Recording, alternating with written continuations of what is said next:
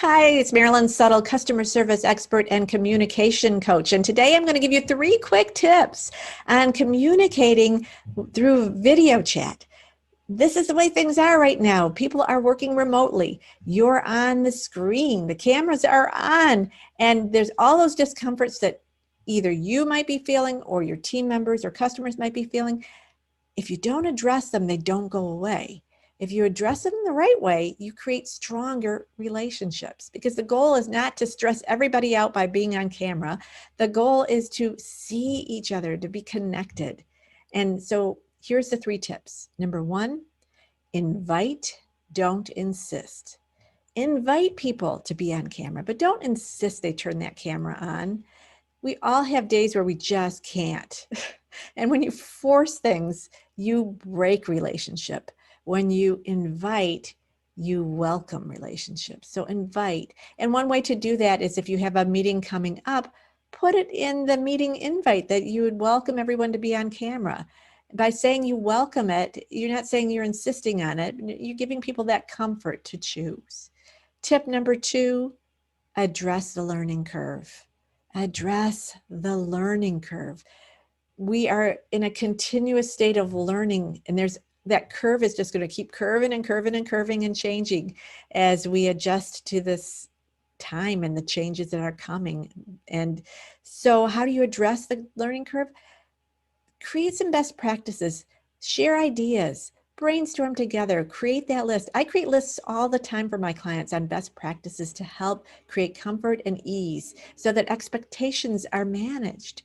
So here's 3 quick ways of learning curve, quick learning curve on video chat meetings. Number 1 is address what's in front of you, behind you, and you. So what's in front of you? You want a light source. It could be a window. It could be a desk lamp. It could be a box light, but you want light so you can be seen. Number 2, behind you. Pick a dedicated spot so you're not stressing out every time and trying to clean up and rearrange and find that spot where the dogs and cats won't be running around behind you. Pick your dedicated spot. And if you don't have a dedicated spot or just don't want anything to be seen, pick a virtual background that you're comfortable with and pop that up on Zoom so that you've got the same background each time and you're comfortable. So in front of you, behind you, and then you. We see it all the time, people who are on the screen in a funny way where maybe just the top of their heads are showing or their camera's pointed right up their nose. If you want to feel comfortable on camera, you want to put yourself in the middle third so that your face is in the middle third of the screen and that you can be seen. You know, that's really what it's all about. And share this with your team, and you could have some fun with this and talk about, you know, what are some standards that we'd like to set up so that we know what the expectation is and what we're comfortable with, and share it. Tip number 3 is to pick your true north. Pick your true north. True north is how you really want to show up. And how you want to show up is probably not self-conscious, uncomfortable, and distracted. Your true north is probably, I want to be here to be of service. I want to be successful. I want to help my team members be successful. I want to be present and forward moving. I want to learn. I want to grow. I want to make this work.